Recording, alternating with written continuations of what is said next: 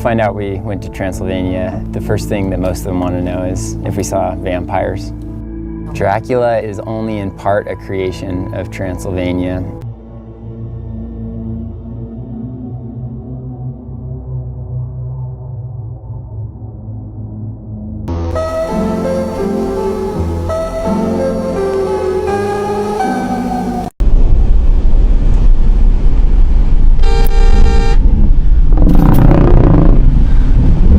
The Red Room is an internet legend about a cursed pop-up that would appear from time to time on people's computers. It would show a door and ask, "Do you like the Red Room?" Now you can answer yes or no or maybe, but the result is going to be the same. People who have come across the pop-up are invariably found dead. Their room becomes the Red Room, with the walls covered in their blood. Shortly after the legend gained traction, a flash animation of a boy cursed by the pop-up showed up. It was quite popular at the time. In fact, it linked a real-life murder to the Red Room curse. The schoolgirl that committed the Sasebo slashing in 2004 was found to be a fan of the flash animation. The 11-year-old student killed her classmate with a utility knife, slashing her throat and arms. When questioned by police, she admitted to the crime and said that she had been bullied online. The girl she killed had called her a goody-goody and made mean comments about her weight. In addition to bookmarking the Red Room animation, it's also worth noting that the killer had read and watched Battle Royale, where school-age students fight to the death. Now, links between violent media and violence are always weak at best, but this is quite the interesting development. I knew pop-ups were annoying, but to lead to something like this? Sheesh. While researching this, I also found that Kune Kune is a very cute breed of pig. No relation. But if you get scared, maybe consider taking a look at a picture of a pig or two to take your mind off the spooks. The Japanese urban legend Kune Kune is a lot less cute. In fact, try to look too close and you'll really regret it. The myth originated online around 2003 with people giving first-hand accounts of seeing this being. These reports were not unlike early accounts of Slender Man, with folks claiming to have seen or photographed something strange with bad things happening afterwards. Kune Kune translates roughly to wriggling body, which is exactly what it does. It's a slender humanoid made of white paper or fabric that appears in fields on hot summer days around lunchtime. It's been seen on wide open rice fields most often, and sometimes even over open water. If there is a great expanse, you might see Kune Kune off in the distance. This thing wiggles its limbs about endlessly as if it's being constantly blown by wind, even when there is none. It can only be seen from a distance. Interestingly enough though, people that seem to be right beside it don't tend to notice its presence. People have reported seeing workers on fields go about their business without so much as a passing glance at the thing. If you do see one from far away, do not try to get any closer. Looking too closely at a Kune Kune can cause you to go insane, and if you try to get close enough to touch one, it might kill you. Keeping your distance and not attempting contact is the best strategy here. It ignores people who offer it the same amount of disregard. Now, because of all the details concerning distance and a lack of close-up confrontation, many skeptics claim that Kune Kune is just people's overacting imaginations, misinterpreting maybe a scarecrow or a wick drain. But you will not find me hurtling through rice fields to find out.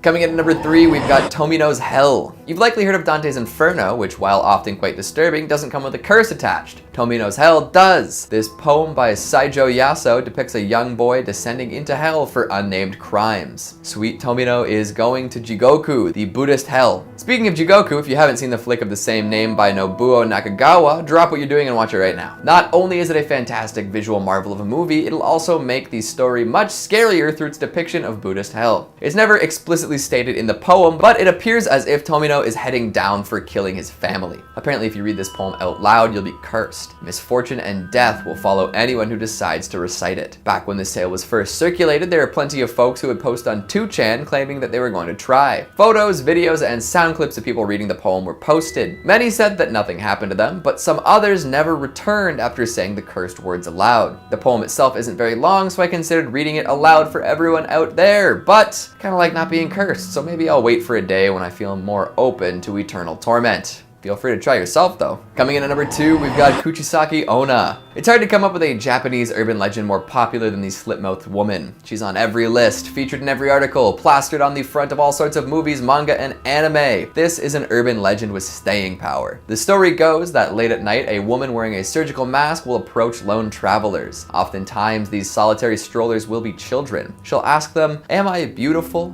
And if you answer no, you're cooked. She'll pull out a pair of gnarly scissors and kill you on the spot, so be nice. If you answer yes, she'll remove her mask, revealing a gruesome, grotesque grin. Her mouth has been lengthened, and what I mean by this is that her face is slit from ear to ear. Then she'll ask you the question again. If you answer no, well, you're still cooked, you die. But if you give her a positive answer, you're not much better off this time. Kuchisake Onna is so relieved that someone thinks she's beautiful, she'll want you to join in on the fun. The scissors come out and she'll give you a smile just like hers. Now you're twins. If you'd rather keep your life and your facial structure, you can try to confuse her. By answering with wishy-washy statements, you might find a window with which to escape. Some say that answering her questions with more questions can also result in confusion. Now, you might be thinking to yourself, how did she end up with that slit mouth? It's been said that she was an adulterous wife and her husband caught her cheating. In a rage, he cut her mouth, asking, "Who will think you're beautiful now?"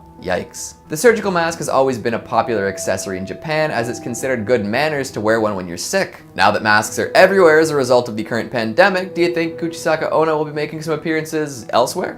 And finally, at number 1, we've got Akamanto. This one scares me because of where it tends to happen. See, Akamanto, or Red Cloak, is a masked spirit who appears before folks using public restrooms. I like my privacy, thank you very much. There are many different variations on this legend, but usually the spirit will appear in a red cloak and ask someone on the toilet a question. Red toilet paper or blue? Just like the Matrix. However, there's less actual choice here. Pick either one and you'll end up the same. Choose red and you'll die a bloody death. Choose blue and you'll suffocate to death, turning blue. Even if you decide you'd rather use plain old white toilet paper, you'll be pulled to hell by a ghastly apparition. There is no winning here. Or is there? Apparently, you can leave the loo with your life if you politely refuse both options or if you ignore the toilet ghost outright. I mean, that's probably what I would do in the first place. Nobody needs some weirdo offering them premium TP when they're using the public bathroom. I accepted my one-ply fate when I came in here. Coming in at 5, Huldra, also known as Hulda. These are seductive forest creatures found in Scandinavian folklore. Huldra derives from a root meaning covered or secret and is often depicted as just one individual. However, through folklore it is changed to an entire Hulda race and not just one single entity. Hulda is described as being a troll-like woman living in the woods and is known to be fair and beautiful,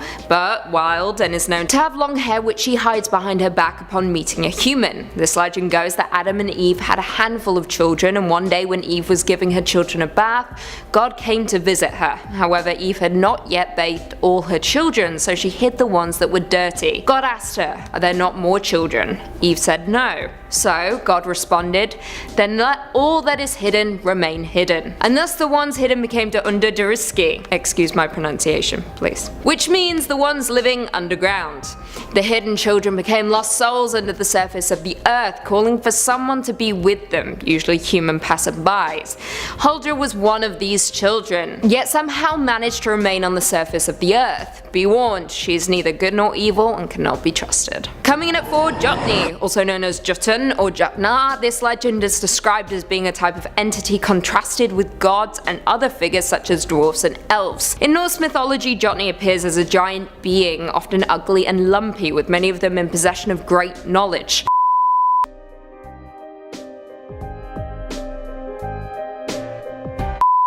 Oftentimes the Jotni is described as riding on a wolf with vipers as reins and is believed to be depicted in this 10th century picture stone from the Hunnestad monument. As I previously stated, most Jotni possess great wisdom. For example, Vavtrudni, I don't know how to pronounce it, who was clad with the very same knowledge as Odin. Legend goes that the Jotni are Thor's most dangerous opponent and is a major motif in Norse mythology, with the Jotni residing in the Great Mountain area of southern Norway. Now throughout history the folklore has become blurred, with some stories blending Jotni and trolls together into one, but that is simply not the case, with these two legends having very separate histories throughout folklore. And that's the tea. Coming in at 3, Fossagrimmen, simply known as Grim. This is a water spirit or troll in Scandinavian folklore.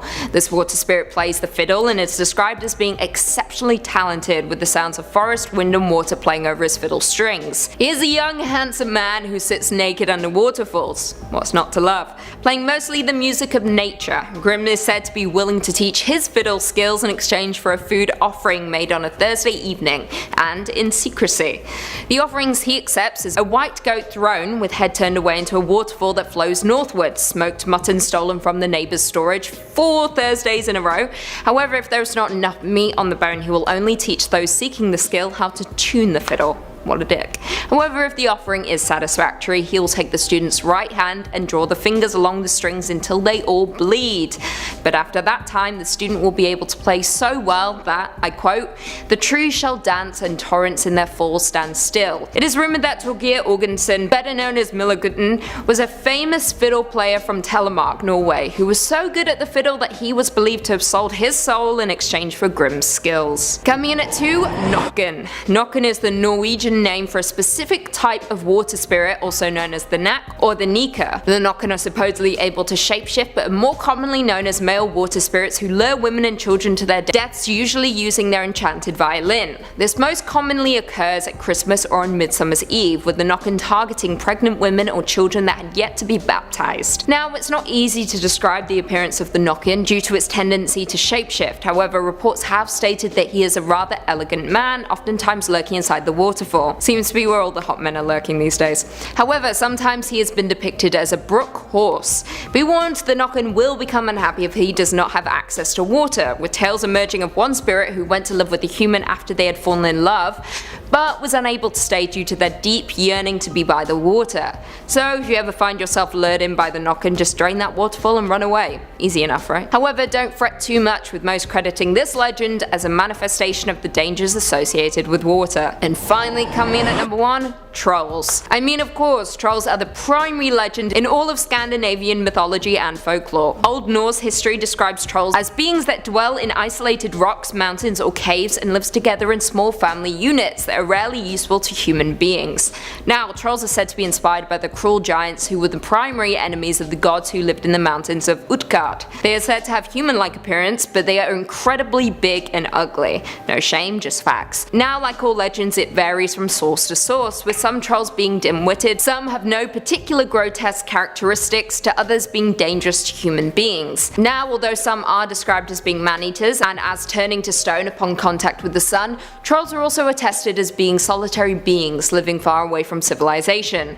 Upon the arrival of Christianity around the 1300s, the stories began to change, with stories emerging of the trolls being able to smell the blood of a Christian man, with them basically representing anything of the old times, which the new religion condemned. Coming in at number 5, Baranof Castle. Now, I should begin by saying that Alaska doesn't have any actual castles, however it used to. It was the Baranof Castle and was home to many Russian governors in the 1800s. As of today, what remains is the hill the castle stood upon, and the gorgeous hill that spirits now reside on. Now, the castle has a history spanning far longer than Alaska has been a part of the USA, which I guess isn't that long, to be fair. Even before the castle was abandoned, tales of a mysterious ghost of a lady in dark clothing had become a local legend. It was supposed that she was a Russian aristocrat who had committed suicide on her wedding night after marrying a man she did not love. Now she walks Castle Hill and sometimes the Russian bishop's house nearby. She is also said to be draped in diamonds and a long black veil. She is said to be out most often at the midnight hour, aren't they all? And you may catch a glimpse of her bemoaning her fate. The area is known as Castle Hill in Sitka, and the site remains a popular tourist attraction. However, that is mostly due to the supernatural elements surrounding the mount. Would you dare step foot on Castle Hill? I dare you. In at number 4, Christmas Town. There's quite literally a city in Alaska called North Pole, where it is Christmas all year round. Which is a dream come true, I want to live there. However, this quaint Christmas town has a notorious reputation. In 2006, the snowy little suburb of Fairbanks was hit with a horrific incident when a group of 6 middle school students were arrested for plotting a Columbine-style mass murder at their school. The 7th graders planned to knock out North Pole Middle School's power and telephone systems, then move systematically through the school, shooting and murdering the teachers, as well as students who picked on them. Absolutely horrible. Now, their plan would have moved forward if it weren't for an anonymous student who overheard their plans and reported them to the authorities. Thank God. It turned out that at least 6 students had knowledge of the plot too, but had failed to inform anyone about the potential killing spree. Seems now that Christmas Town has an awful legend surrounding it, with many movies based on the town depicting it as something rotten and dangerous, maybe even haunted. Coming in at number 3, the Alaska Triangle. The Alaska Triangle, oftentimes called Alaska's Bermuda Triangle,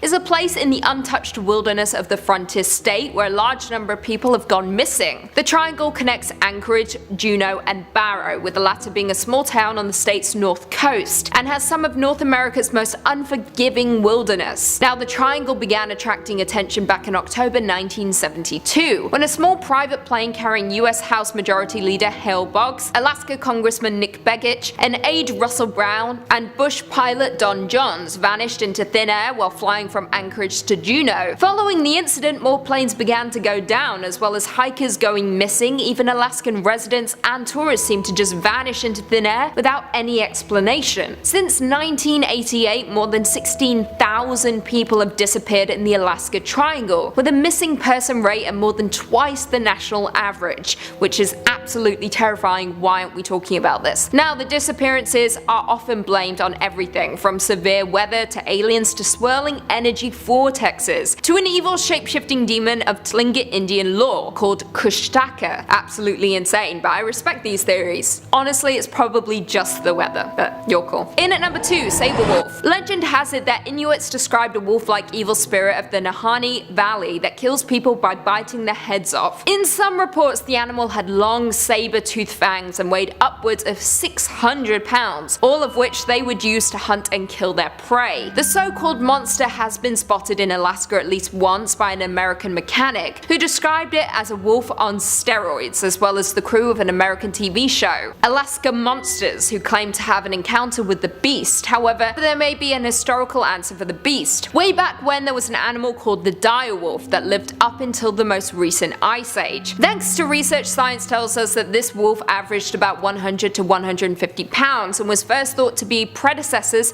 to dogs as well as the grey wolf. The dire wolf had bone-crushing jaws. However, archaeological evidence suggests it was a scavenger as well as a hunter. However, whether they still exist today, no one has a definitive answer, so perhaps it is a dire wolf folks have been spotting, or maybe it is a saber wolf. What do you guys think though? Could just be a wolf. And finally, in at number 1, the abandoned copper mine. This abandoned copper mining camp is a National Historic Landmark district that became a bustling mining camp filled with miners and their families. Now, in 1925, a geologist predicted that the area would soon be mined out, and he was correct, because by 1938 Kennecott was a ghost town, and as of today is a popular tourist attraction. Now, more interesting still, in the Kennecott mines, it was not gold that folks were digging for, but instead copper. After copper was discovered in 1900 in the area, a group of wealthy investors formed the Kennecott Copper Corporation to mine the incredibly rich copper before, of course, it was abandoned along with the railroad, which was eventually abandoned due to the cost of constantly changing its position across a nearby glacier, and the mining camp in turn became a ghost town, a very haunted ghost town at that. According to reports, the spectral phenomena in the area, which included tombstones appearing and then vanishing along hiking trails, sounds of crying children, and poltergeist activity, was enough to drive away state government workers who were trying to redevelop the area into government housing projects during the 1990s. Yikes. If you want to venture into the supernatural realm, you can, with the abandoned mine offering tours for those brave souls. Coming in at 5, Schneider's Alley. Located in Adelaide, Australia, a man known as Dr. Michael Schneider acquired the Clifton Manor in the early 1900s, a mansion located on the 40 acres of land in this picturesque landscape. Who wouldn't be happy? The doctor very quickly moved his wife and 2 daughters in, and for a brief time everything was good. Schneider had a cabin on his land that he used to treat patients. However, rumor has it most of his patients were schizophrenic or mentally ill, and he decided to treat them on his secluded land to keep them away from his family. However, in a bizarre turn of events, his wife and 2 daughters all died due to an unforeseen accident. Schneider went mad, and the cabin was his place of torture where he would work through his grief. However, it wasn't a healthy outlet, with Schneider using the cabin to perform surgeries without any form of anesthesia. Neighbors even reported hearing screams coming from the property, and rumors very quickly spread throughout the town that the doctor was killing and dismembering his patients as a form of satanic ritual. The cries continued, but no investigation was conducted until the doctor died. The police found Schneider in his home with the limbs and bodies of his dead family surrounding him. It is now rumored that the mansion is haunted by Dr. Schneider and his patients, and for those that enjoy fear, you can explore Schneider's Alley, which is now known as Andrew's Walk. But be warned. Coming in at 4, bodies in the bridge. The Sydney Harbour Bridge is perhaps one of the most iconic landmarks in Sydney. It's a heritage-listed steel through-arch bridge that carries rail, vehicles, bicycles, as well as pedestrian traffic between the business districts and the North Shore. However, this bridge houses an incredibly dark secret. It is widely known that the construction of the bridge took 8 years to build and resulted in deaths of up to 16 iron workers. These deaths have been recorded in the history books, however, it was not noted that there were actually far more deaths, with another 3 workers losing their lives, with the government covering up and remaining hush-hush about the entire thing. So why exactly did this happen? They were transparent about the 16 lives that were lost, but why not the other 3? Well, the story goes that the other 3 construction workers fell into the huge pylons while building was underway, and retrieving their bodies was deemed too difficult and costly, given that the workers were under immense pressure to complete the project. So rather than delay, they instead decided to leave the bodies embedded in the pylons, where they supposedly remain to this day. If the myth is true, the Sydney Harbour Bridge is actually one giant burial site. Remember that next time you visit it. Coming in at 3, the Satanists of Perth. This may come as a shock to some Australians, but according to many rumours, Perth is home to a thriving community of satanic worshippers. Yeah, fun times. According to reports and speculation, these worshippers come together at Kings Park in the dead of night to perform these devilish rituals, with the group drawing strange symbols, burning figures, as well as having wild, non-stop orgies on the grassy slopes of the mount. And of course, once a year the coven come together and perform a human sacrifice. According to some theorists, the group does this by hunting down and murdering the local homeless as a means to sustain their power with the devil. Coming in at 2, Sydney's subterranean world. Locked away deep under the hustle and bustle of Sydney's major train station lies a network of train platforms, tunnels and tracks that were built in the 1920s but were never operational. This was to be one of the first underground stations in Australia, however the plan to continue work on additional lines was cancelled when the Great Depression struck. The labyrinth of tunnels extends 1 kilometre in 2 directions, from St James Station about 30 metres below Hyde Park and past the Cahill Expressway entrance off Macquarie Street. Now these tunnels lay unused under the streets of Sydney, which has over time led to some downright creepy rumours and speculation. A few urban legends have arisen, including that of an albino eel that is said to reside in the St James Tunnel Lake, as well as that the underground level was built by marauding first settlers to aid them in their kidnapping schemes. Now many urban explorers have gone deep into the tunnels, taking disturbing and unsettling pictures that they've shared online. In one explorer's picture, they captured an unsettling picture of Satan with a skeleton cross and a heart on fire, with them stating that it represents hell. Spooky. Would you dare explore this subterranean world?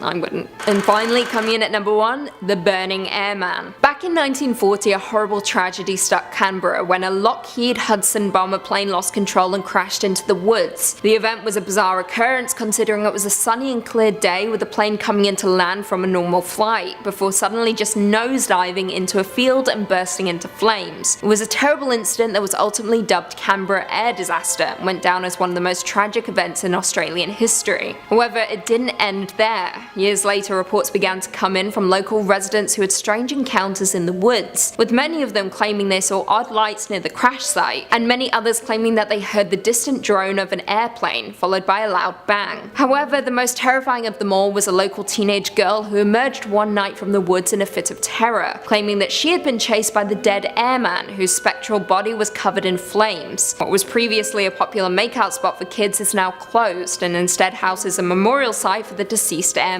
In at 5, the Lady in Red in Lower Bay Station. Now, a lady in red is a popular theme in many legends and ghost stories, with few popping up across America and Canada. However, this one comes from Toronto, specifically below Bay Station, where another subway station lies, Lower Bay Station. The Toronto Transit Commission reportedly opened the station in 1966 while experimenting with routes, but soon realized that if the route was to become delayed, it would slow down the entire subway system, therefore it was shut down just 6 months later. The city later went on to build Bay Station on top of it, connecting the 2 platforms with a red door that is only accessible to employees. Workers and occasional movie productions still use the old station, however, and it is here that folks have claimed to have seen the Lady in Red wandering the abandoned tracks. People have reported that she has no legs and had only black holes for eyes. Her apparition only lingers for 30 seconds before disappearing. Some believe it to be a woman that was pushed onto the tracks, but no records of any such incident exist. Others think it's more likely she was a former resident of Potter's Field, a cemetery for social outcasts and the poor, which the city attempted to relocate in 1855 to build the station. Coming in at 4, the legend of Gibraltar Point Lighthouse. The Gibraltar Point Lighthouse is located on the Toronto Islands in Toronto. Beginning in 1808, it is the oldest existing lighthouse on the Great Lakes and one of Toronto's oldest buildings.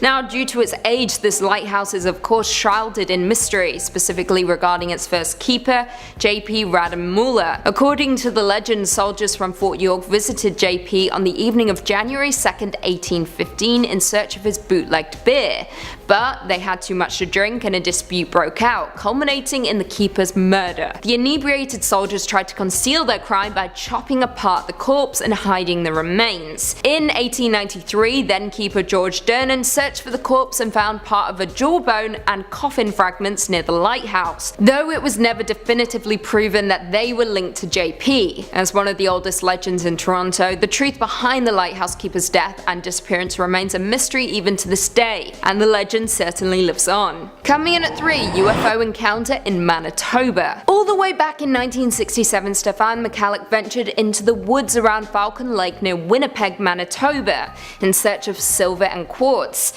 when he was startled by a gaggle of geese that erupted into a clattering of honks. According to his own report, he then noticed 2 cigar-shaped crafts hovering in the air before one flew away. However, the other one landed. Stefan stated that he waited half an hour before approaching. He heard mechanical noises, smelled sulfur, and felt warm air as he gradually got closer. As he did, he noticed an open door panel, and coming from within were colored lights and muffled voices that sounded like humming. Then, out of nowhere, the door panel closed, and a blast of gas from the craft knocked Stefan back and off his feet, with his clothes being set ablaze. He managed to take them off and ran into town when he began to feel extremely sick. Doctors quickly discovered that his sickness was caused by radiation, and officials who checked the site also discovered radioactive soil samples and metal melted into the rocks. Now, since then, the son of Stefan has written a book about the ongoing mystery. Stan McCallick, the son of Stefan, has previously stated that he very clearly remembers the day his dad came home sick and injured after something happened to him in the Falcon Lake woods. I quote, "I recalled seeing him in bed. He didn't look good at all. He looked pale, haggard. When I walked into the bedroom, there was a huge stink in the air, like a real horrible aroma of sulfur and burnt motor. It was all around and it was coming out of his pores. It was bad." The book was launched back in 2017 in conjunction with the 50th anniversary of the incident. In at 2, Headless Ghosts in Old Montreal. The historic neighborhood of Old Montreal in Quebec is known to be one of the most haunted places in all of Canada. The city's oldest road, St. Paul Street, is supposedly a walkway for the paranormal at night, with visitors often reporting sightings of ghostly horse-drawn carriages or an apparition of Marie Joseph Angelique wearing the same white robe she had on when she was executed. Not only that, but Mary Gallagher, former Lady of the Night, is reported to appear on William and Murray Streets every 7 years, looking for her head, which was taken off by her one-time best friend. If this doesn't do it for you, you can also head over to the Old Montreal graveyards, which are known to be abound with ghostly activity, especially in Mount Royal, North America's largest intact cemetery.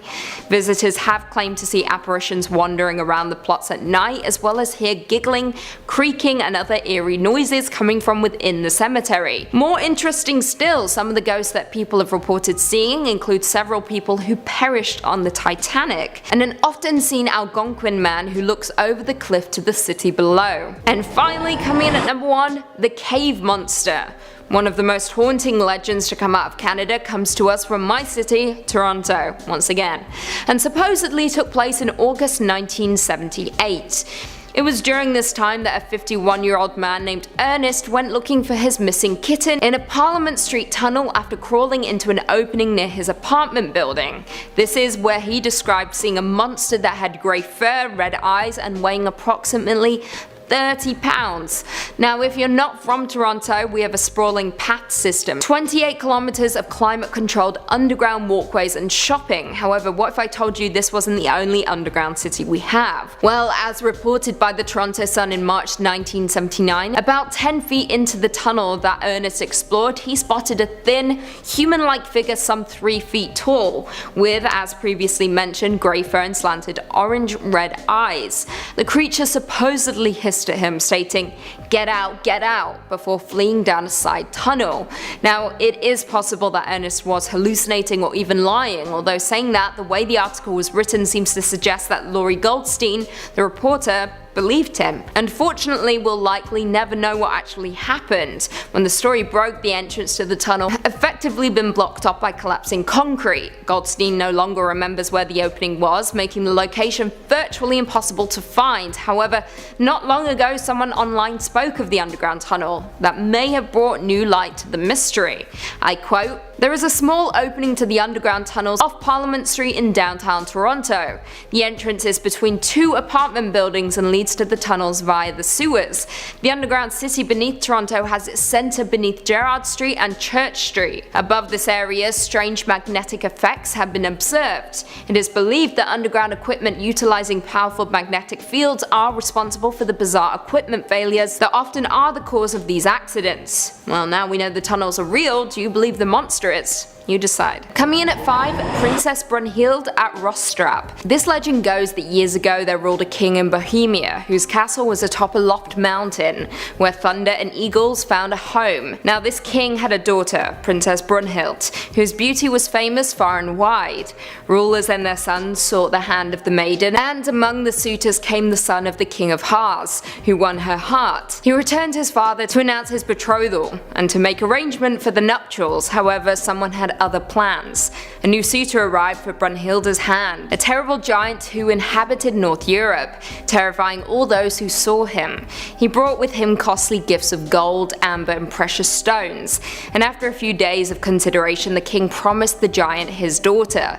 Now the giant had 2 steeds, one white as snow and the other black as night, both giant with the earth trembling beneath them as they ran. So one day Brunhilde begged to ride with the giant. She mounted the white steed and raced to be with her true love Hars. The black steed was in quick pursuit behind her. At the very top of the treacherous Rostrap, Brunhilde reached the cliff edge. However, her brave white stallion had other ideas and jumped right across the mountain and reached the other side.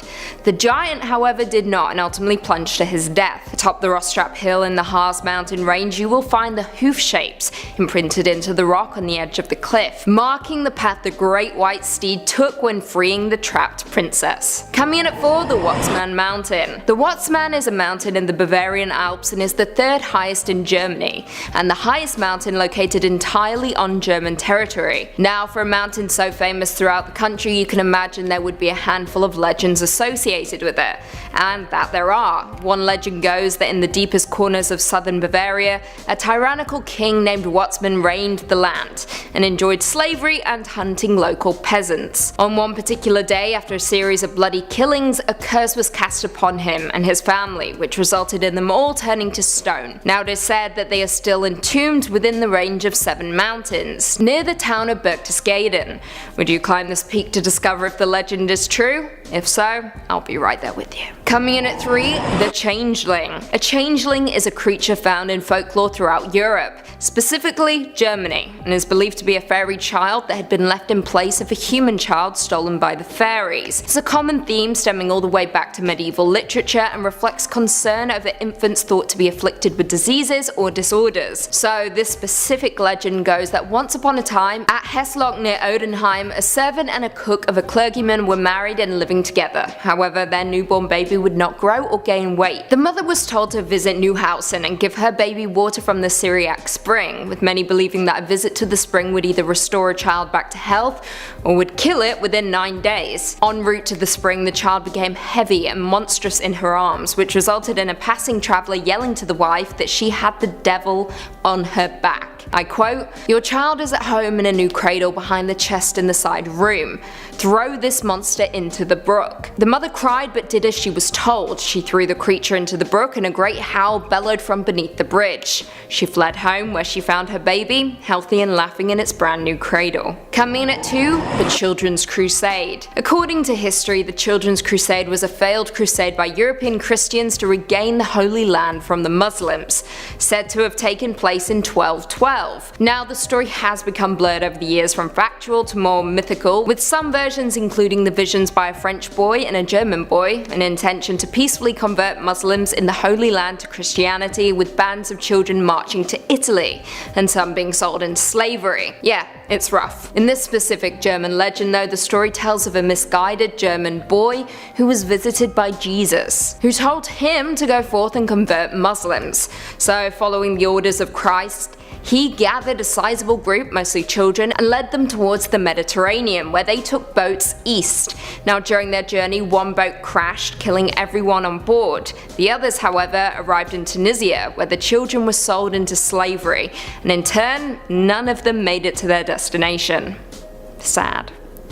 I would have rather been on the boat. And finally, coming in at number 1, the Werewolf of Morbach. This legend goes that the Rhineland town of Wittlich is the last place in Germany where a werewolf had been killed. Thomas Johannes Baptist Schweister, what a name that is, was a supposed deserter from Napoleon's army and fled to his homeland in France. While passing through Wittlich, him and his hungry soldiers who fled with him located a farmhouse which they pillaged. However, in the process they were discovered by a farmer who they promptly killed along with his sons. The farmer's wife witnessed the deed and cursed Thomas, screaming, "From now on at each full moon you will change into a rabid wolf." So what did Thomas do? He crushed her skull.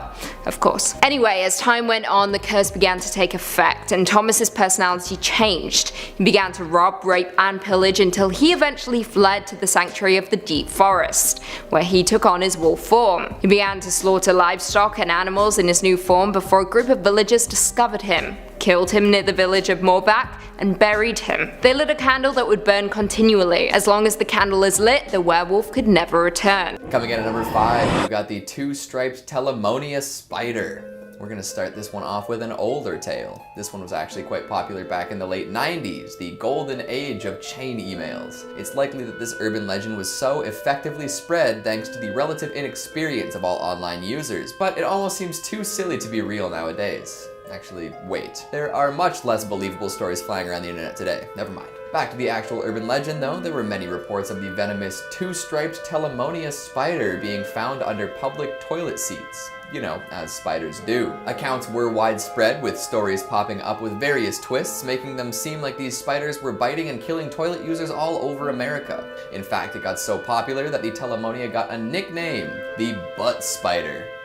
Seems legit. It gained notoriety through lots of chainmail and reposts, you know, the kind of stuff that your tech-illiterate great aunt would fall for. Don't forget to look, this is really scary in the subject line, etc, etc. One of the most famous chain emails detailed 3 bites in Chicago. The recipient suffered from fever, chills, vomiting, muscular collapse, paralysis, and eventually, death. Sheesh, that is a scary spider, all from sitting on a toilet seat. The 3 women who fell victim to this terrible spider were seemingly unconnected until it was discovered that they had all recently visited the same restaurant. At first, people were blaming the food until a waitress came in to grab her check and use the washroom without eating. She also fell victim to these symptoms, which prompted investigators to check out said washroom. Lo and behold, they found a spider who liked cold, damp climates and had a deadly bite. The Arachneus gluteus. Seems silly now, but this spider was taken very seriously back then.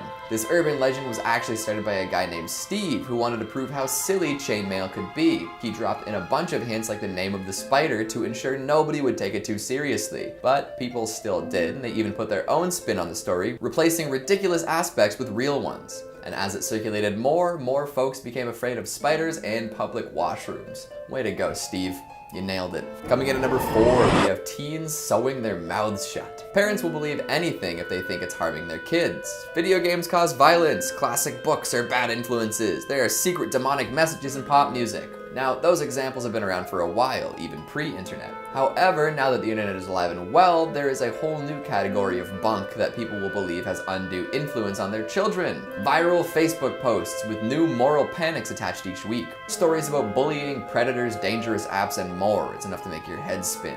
If someone can find an image of something seemingly dangerous and put a panicky caption below it, you better believe that all the Karens and Carols will share it like there's no tomorrow. The one we'll talk about today seems to imply that teens are going to undergo extreme body modification just for kicks. Folks were saying that teenagers had been sewing their mouths shut with needle and thread. I mean, I can see maybe giving yourself a piercing or a stick and poke tattoo, but why on earth would anybody sew their whole mouth shut for no reason? Posts were shared with an image of someone's lips apparently sealed via sewing kit, and folks were terrified that their kid would be the next to do it. Well, as it turns out, nobody was actually permanently closing their mouths. So what was actually going on? Apparently somebody had taken a screen grab from a YouTube makeup tutorial and convinced the world it was real. The actual image came from Promise Fan, who was doing a Halloween-themed video where she cut dark string to different lengths and glued the pieces above and below her lips. It's a pretty convincing illusion with some makeup used to color the spot where each piece ended to make it look bloody and bruised. However, if you watch the video, you'd know that just by opening her mouth, the pieces fall away. But try convincing a soccer mom frothing at the mouth, though. Coming in at number 3, we've got the Talking Angela app, unsafe for kids. I'm sure most people have heard some version of the story before, an app that spies on your kids and gets them to share personal information. Maybe it's run by hackers or pedophiles or both. This was a very popular tale when Talking Angela, a widely available app, was at the peak of its popularity. Kids could talk and interact with a Parisian cartoon cat with features like facial recognition, voice playback,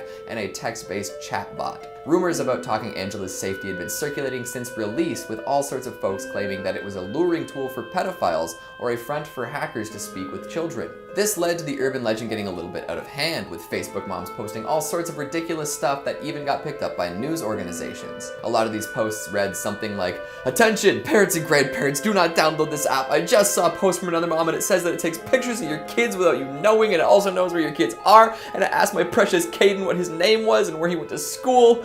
Oh, delete it right away or else." It's all very sensational, but hey, it's a new era of urban legends. Not all of this is totally unfounded though.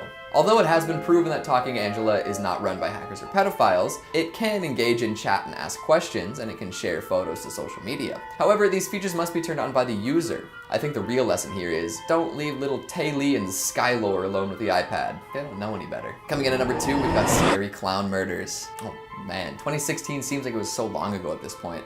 I feel like I'm dredging up ancient memories that are actually only 4 years old. Who remembers the killer clown phenomenon, when creeps and freaks would wander around town in clown costumes carrying weapons? That was a wicked urban legend. Sure, plenty of folks were posting videos and pictures of the clowns meandering around, but most, if not all of these, were hoaxes. People had heard the rumors of it happening and decided to contribute to the legend in their own way. The first big story, though, was from the Global Sun, who reported that weapon-toting clowns had crossed the US border into Canada and killed 23 people. Yikes. People glommed onto this and it spread like wildfire. Unfortunately, not too many people read the whole article. If they clicked the link and made it to the bottom of the page, they would have realized that the Global Sun was a fake news site that doesn't publish factual stories. But by the time anyone had figured that out, it was too late.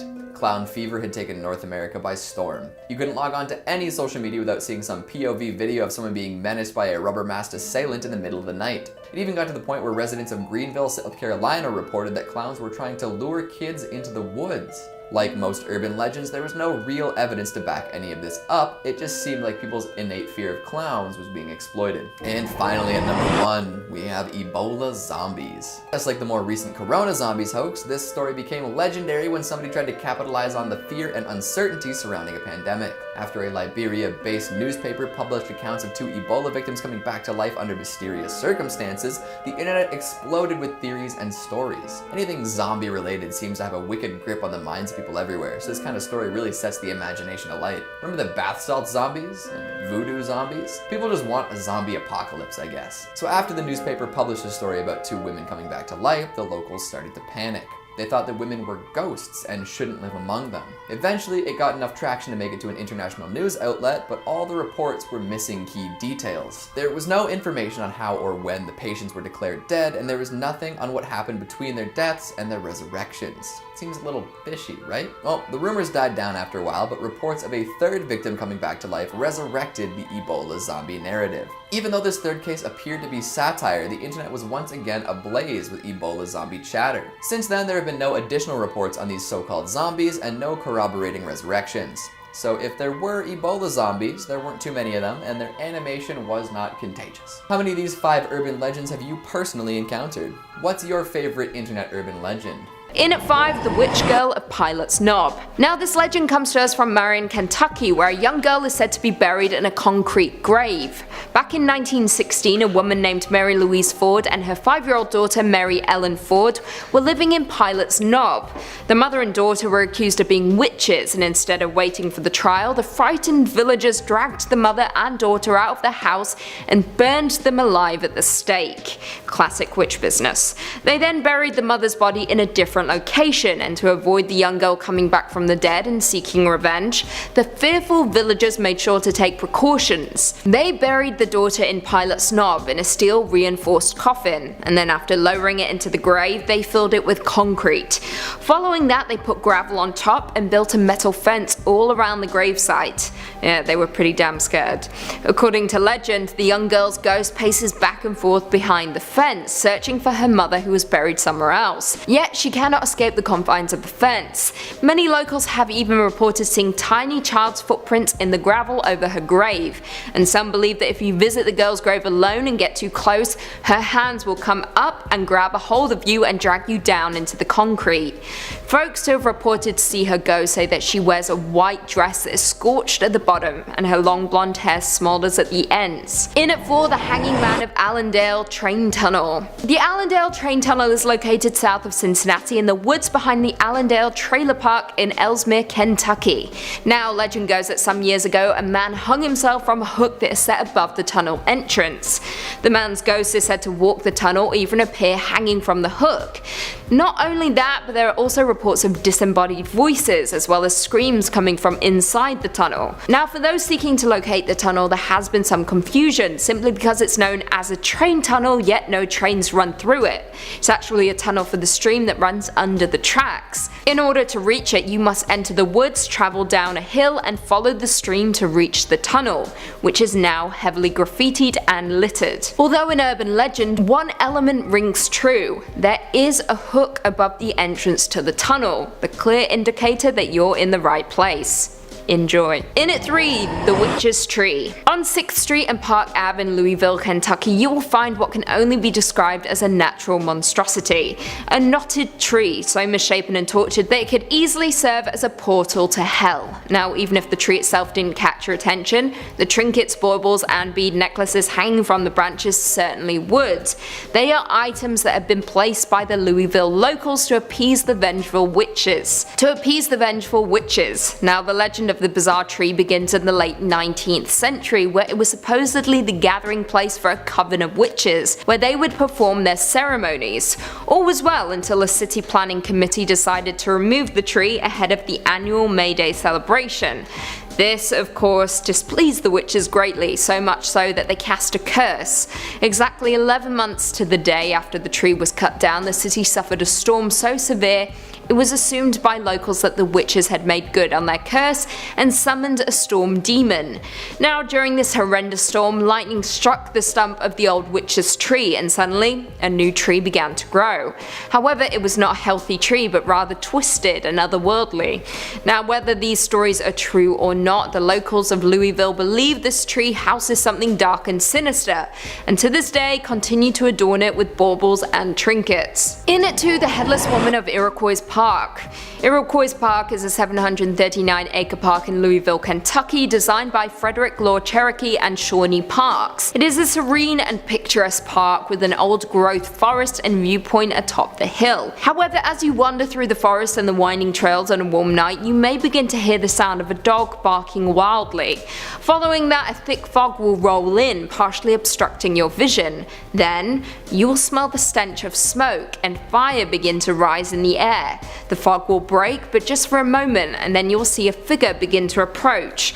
Now, accounts vary, but some state that a woman will appear dressed in early 1800 settlement clothes, and as she walks through the park, you can see her very clearly holding her head in her hands as blood drips from her severed neck. The legend has been passed down from generation to generation, with each new storyteller making it much more gruesome. For those looking for a thrill, it is said that the headless woman is regularly seen close to the lookout point, with some suspecting that she is the ghost of a farmer's wife who settled with her husband in the area where the park is now located. The story goes that one night while her husband was downtown on business, an Indian tribe attempted to sneak up on the homestead and ransack it. The intruders grabbed the woman and beheaded her before promptly setting fire to the home. Now, whether you believe this is that very same woman is up to you, but regardless, there have been far too many accounts of parkgoers seeing the headless woman for it to be simply legend. And finally, coming in at number 1, the Pope Lick Monster. The Pope Lick Monster is said to be a part man, part goat, and part sheep creature reported to live beneath a railroad trestle bridge over Pope Lick Creek in the Fisherville neighborhood of Louisville, Kentucky. Now, numerous urban legends exist about the creature and its origins, with some accounts claiming that the creature uses hypnosis or voice mimicry to lure trespassers onto the trestle in order to kill them. However, other accounts claim that the creature jumps down from the trestle onto the roofs of cars passing beneath it. No matter what the story, the creature is so unsettling to those who see it that they are driven to leap off of the trestle. Its origins vary, but some reports state that the human-goat hybrid was a circus freak who vowed revenge after being mistreated. In another version, the monster escaped from a train that was derailed on the trestle. And the final rumor is that the creature is really the twisted reincarnated form of a farmer who sacrificed goats in exchange for satanic powers.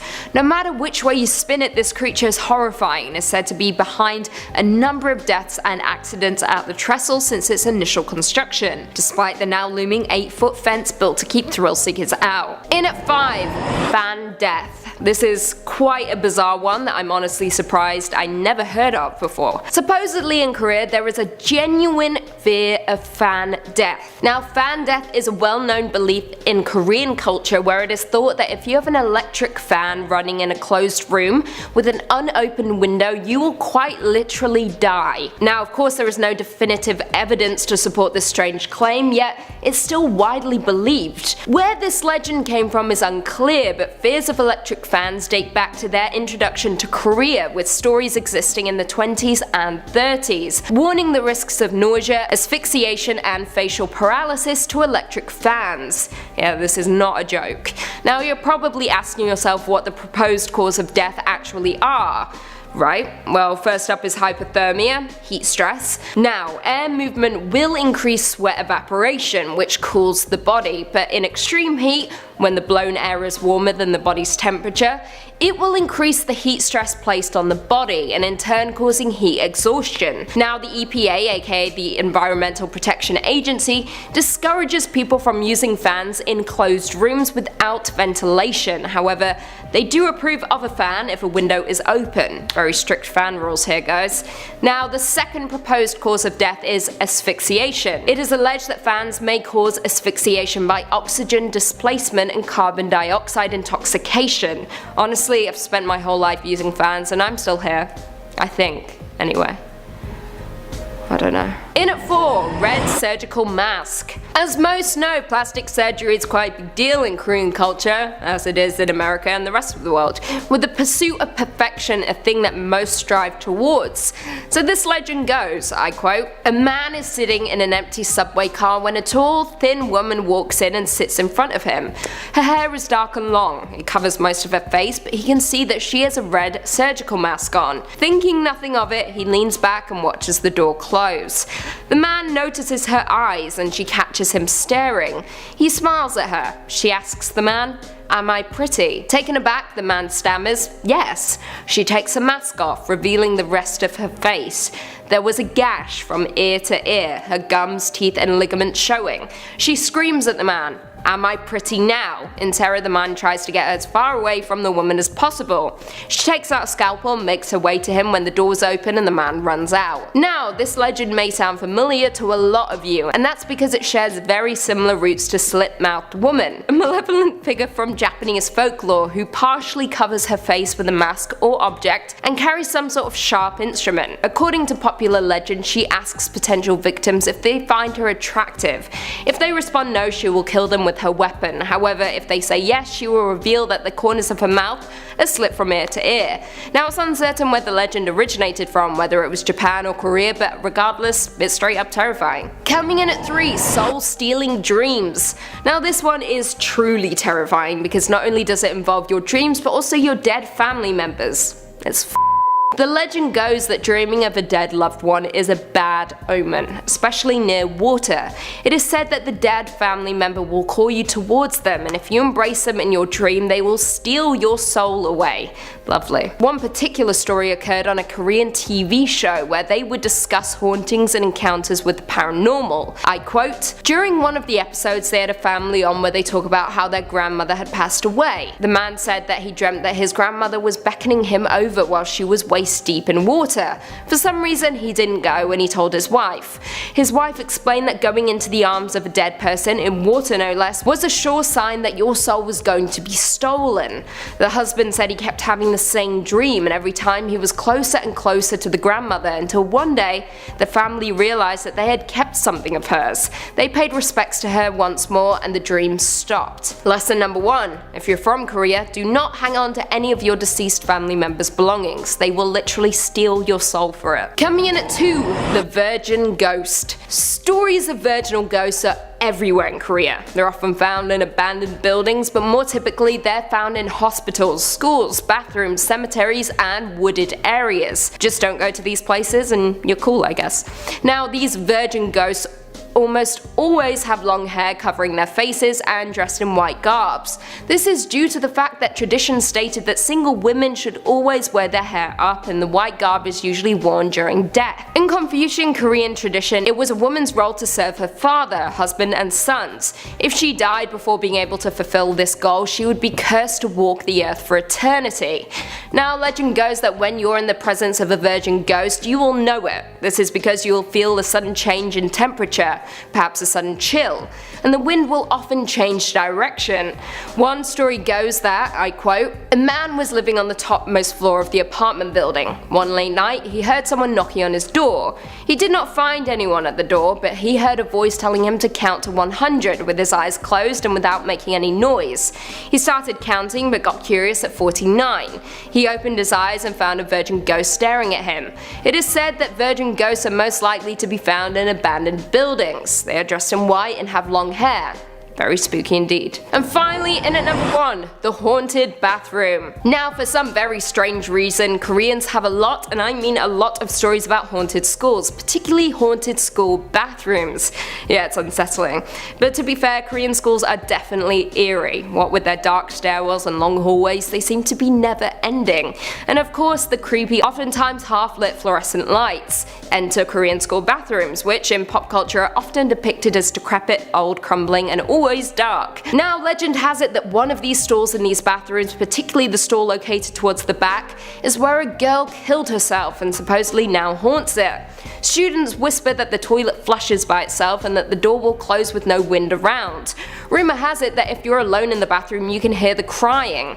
Some also state that you can often see her watching you from inside the mirror. Another legend from a similar vein talks of a ghost that emerges from the toilet and asks you if you will use red or blue toilet paper. Honestly, neither. We all use white, right? If you choose red, the ghost will cut you open. If you choose blue, the ghost will choke you to death, leaving your body blue from suffocation. It's a lose-lose no matter what. Coming in at 5, Arkansas the Dog Boy. Now, the name may sound ridiculous, yes, but the story is truly chilling.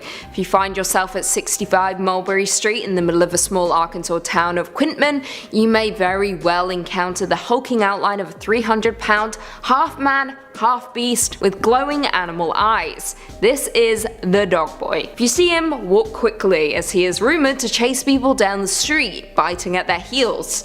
just like a dog. Now, this legend is rare, because the story behind the story may just be even creepier than the legend itself. Gerald Bettis, the only son of the Bettis family of 65 Mulberry, was reportedly a problem child, but not a cute one. No, this kid collected and tortured animals before turning his sociopathic focus to his parents, supposedly imprisoning them in their home and murdering his father. Bettis was eventually imprisoned for growing marijuana on his back porch and would later die in a state penitentiary in 1988 of a drug overdose. Spooky stuff. Coming in at 4, Colorado, Riverdale Road. Riverdale Road near Thornton, Colorado is crammed with horrifying legends to bring even the bravest paranormal investigator to their knees. Riverdale Road is notorious for having some of the most chilling and endless ghost stories, beginning with the fact that it is literally referred to as the gates to hell. Yeah, now the gates themselves are simply made of rusty iron, yet people travel from far and wide to visit them. This is because the man who built the gates lost his mind once they were finished. He then burned his entire mansion with his family asleep inside. Worse still, he was never caught or put on trial. As of now, people report that a lady in white walks the road close by the gates, with many assuming she is the man's wife, wandering, searching for her murdered children or even her husband. Another ghostly story goes that there are accidents that specifically happen to joggers all the time. Once upon a time, a jogger decided to take a jog along Riverdale Road and ultimately got hit. They sadly passed away, and rumor has it their spirit now haunts the road. People who walk the road are said to have heard a loud heartbeat and footsteps. If you drive by, you might also feel something hitting your car when there's literally nothing there. Now, there are so many more stories, but we'll end with the Native American shapeshifters. Now, what makes Riverdale Road interesting isn't just the road itself, but because the area of land that it cuts through is also rumored to be haunted.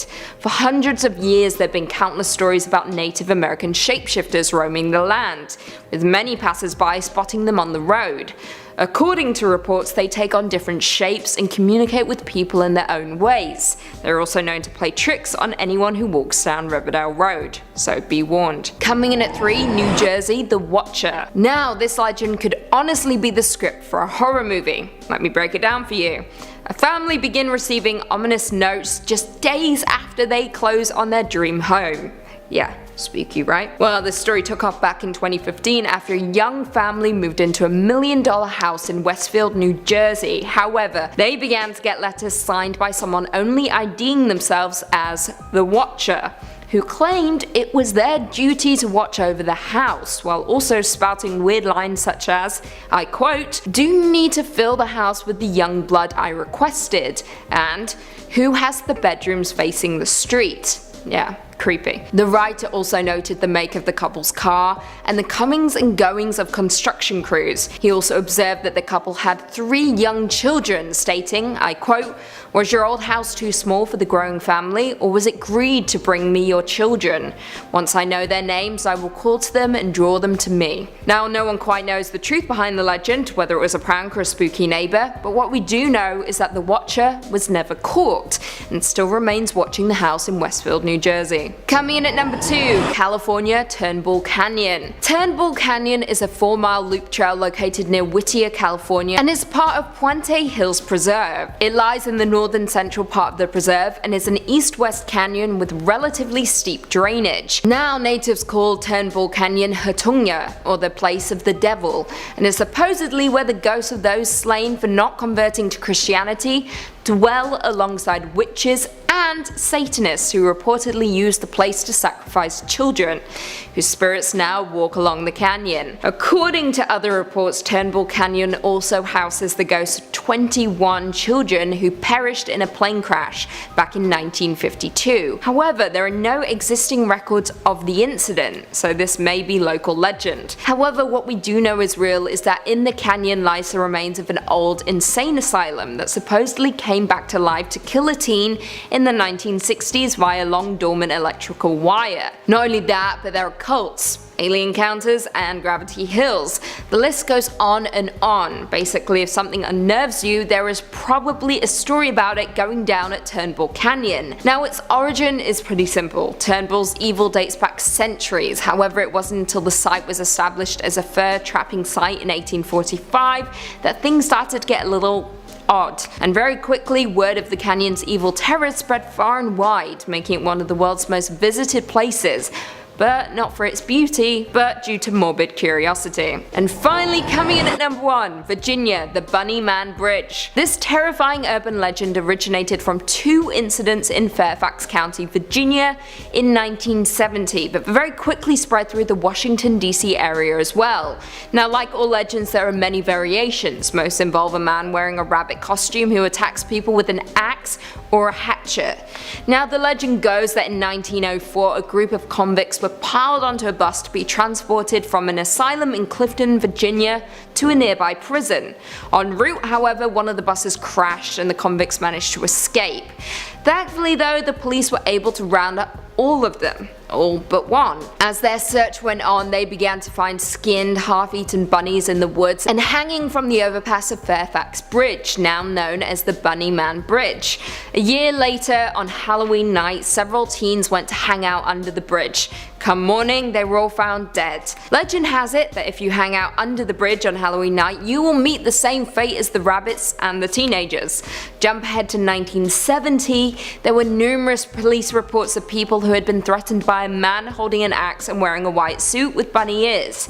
Terrifying. A few other people also reported that the man in the suit threw an axe at them for trespassing near the bridge.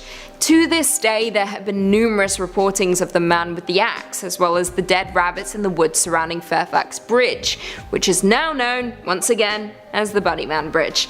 Now, versions of the legend have varied over the years, particularly in the Bunny Man's name, motives, weapons, victims, and description, with some accounts stating that victims were mutilated and others that the Bunny Man is a ghost. However, that aside, the legend is absolutely horrifying and has prevented a lot of Virginia locals from wandering too close to the bridge. In at 5, the Collector. The Collector is a really catch-all legend for creepy hermetic neighbors that might be doing something strange in their basements. However, the most common legend is that of the neighbor who collects human body parts and proudly displays them in mason jars around their home. However, this legend has some real-world roots, unlike the rest of our list. Back in 2011, Russian police arrested a man described by the media as a cemetery collector for digging up 29 corpses and dressing the remains in female clothing to display around his home. This is an absolutely horrifying legend that became even more sickening after this event came to large. You may never know who your neighbor is or what they're doing after hours. Just don't go to their basement if they invite you inside. In at 4, the Black Bird of Chernobyl. Now, this legend garnered traction on the internet, of course, and focuses on a creature that is allegedly seen in Ukraine around the Chernobyl nuclear power plant, specifically in the weeks leading up to the disaster on April 26, 1986. Now, its description is very similar to that of the Mothman and is humanoid in appearance and was presumed to have been black or dark grey in colour. It was also claimed by witnesses that it possessed wings and glowing red eyes. The black bird was spotted by several workers before they passed away, with some theorizing that the bird was serving as an omen of doom, warning the workers of the lethal radiation within the plant. Not only that, some of the survivors shortly before the nuclear meltdown began to experience weird goings on, including nightmares, threatening phone calls, and encounters with the winged beast. Following the disaster, and as the Soviet helicopters arrived, circling the smoldering plant, dropping clay, sand, lead, and other extinguishing chemicals on top of the flame, some of the workers claimed to have witnessed a 20-foot bird gliding through the undulating tentacles of irradiated smoke, which was spewing from the reactor. Frightening. In at 3, the curse of the Ivan Vasily. Ivan Vasily is perhaps one of the most terrifying and shocking urban legends that is actually true and exists in the Russian history books. Now, the ship was built in 1897 as a transport freight across the Baltic Sea to the Gulf of Finland and driven by a single triple expansion steam engine. This ship was reliable, stable, and nothing unusual happened for the first 5 years it was on the sea. Then, one night changed everything. In 1903, the Russian government was preparing for war with Japan. So the freighter's role changed drastically overnight and the ship was ordered to carry cargo of war materials to Russian warships. The ship was first sent to the west coast of Africa to get coal, and after they stocked up, the crew noticed a change on the ship. Something wasn't quite right. However, they continued and set sail across the Indian Ocean. Now, the uneasiness that the crew was feeling was as if there was an invisible entity on the ship, as if someone was watching them and the atmosphere just felt wrong or negative. The crew were visibly scared. Then one night a man on the ship saw an apparition, a ghostly figure that was glowing with an odd mist, walking across the deck before disappearing behind a lifeboat. Of course, the sightings only made things worse for the crew, who were now on high alert. Just a few nights later, another crew member let out a terrifying scream, sending everyone into a panic. Then men went crazy and began to fight each other until one of them jumped into the ocean to his death. The crew had absolutely no idea what they were doing. A couple nights later, the crew just out of nowhere started to fight yet again, and another man jumped overboard to his death. The crew felt like they were being possessed by an unseen force. Once the ship finally docked, most of the crew abandoned the ship, and new crew were hired to handle the cargo. While out on the seas, the same thing began to happen, resulting in 2 people dying on the journey, including the captain, who flung himself overboard. This went on for some time until the crew finally realized the only way to deal with it was to burn the ship down. The sailors gathered in tugboats and watched on as the ship went down in flames. Coming in at number 2, the Well to Hell. The Well to Hell is a legend about a putative borehole in Russia which was reportedly drilled so deep that it broke through to hell itself. The legend holds that a team of Russian engineers in an unnamed place in Siberia had drilled a hole that was 14.4 kilometers deep before breaking through to a cavity. The researchers were of course intrigued by the discovery and lowered an extremely heat-tolerant microphone into the well. The temperature was reportedly 1832 Fahrenheit, and the chamber was filled with flames. Screams began to be picked up on the microphone, tormented screams that were begging for help. However, the recording was later found to be looped together from various sound effects. Now, in reality, the Soviet Union had drilled a hole more than 12 kilometers deep in the Kola super deep borehole, located not in Siberia but on the Kola Peninsula. Upon reaching the depths of 12,262 meters in 1989, interesting geological anomalies were found, but nothing supernatural and definitely not the Well to Hell. And finally, coming in at number 1, the Russian sleep experiment. This is perhaps one of the greatest urban legends of not just Russia but of all time.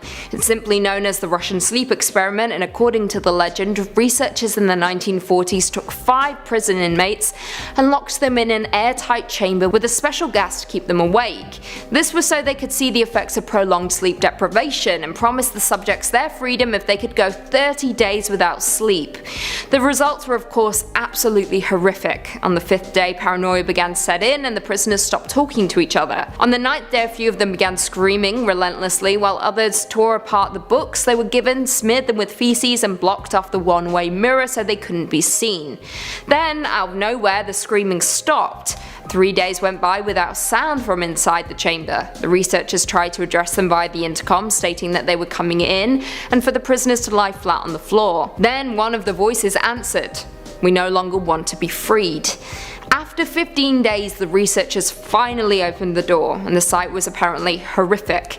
One of the prisoners was dead and completely torn to shreds, with chunks of him stuffed into the floor drain. The other 4 prisoners had mutilated themselves to the brink of death and were terrified at the thought of going to sleep and begged to stay inside the chamber. They were forcibly removed, and when surgeons tried to fix the damage they had inflicted on themselves, they resisted so strongly that they couldn't be sedated. They laughed as they were sewn back together, fully awake and aware. Eventually, after enough demanding, they were returned back to the chamber, after the head researcher told his team to lock them back in. However, one member of the team resisted, shot the head researcher, and then shot one of the 2 remaining prisoners. Before killing the last prisoner, he asked just one thing: "What are you?" The prisoner responded, "Have you forgotten so easily? We are you. We are the madness that lurks within you all, begging to be free at every moment in your deepest animal mind. We are what you hide from in your beds every night. We are what you sedate into silence and paralysis when you go to the nocturnal haven where we cannot tread."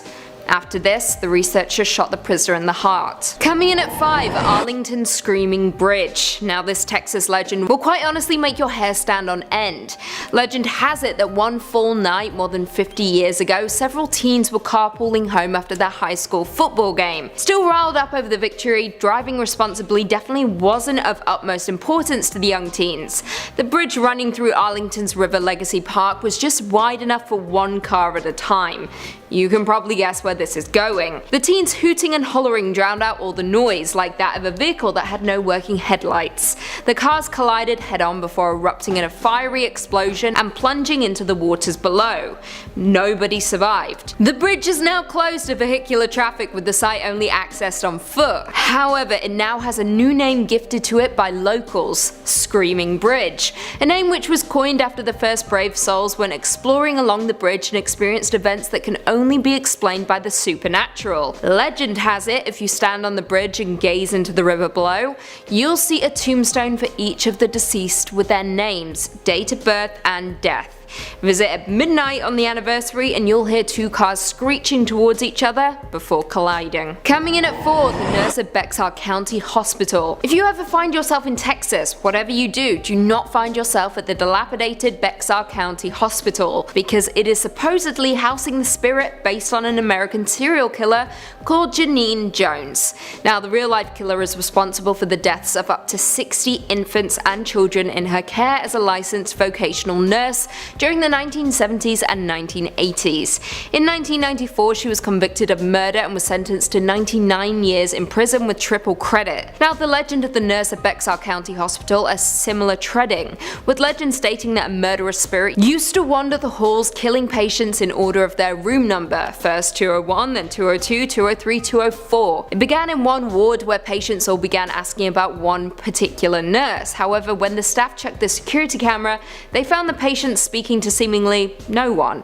They saw the curtains close on their own, tracheotomy tubes get pulled out by an unseen force, but then, very quickly, the patients began dying in their room number order. Like I said, many Bexar County locals believe the legend to be based off of Janine Jones, but what do you guys think? Coming in at 3, Summit Elementary School. In Amarillo, Texas, there's a haunting legend surrounding a closed and abandoned school that everyone avoids.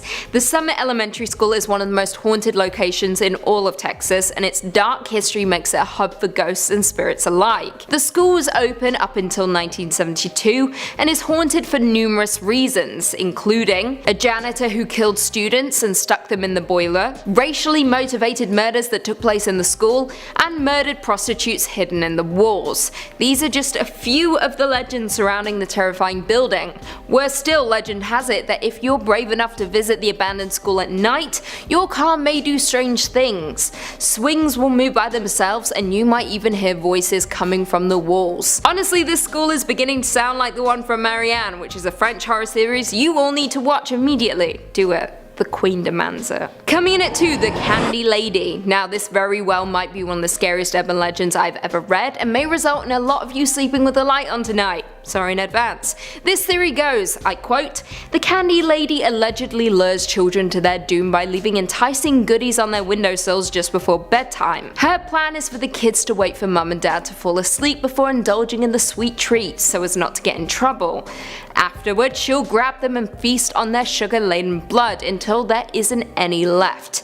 Children began to go missing, yet no leads were ever found that would suggest they were kidnapped or ran away.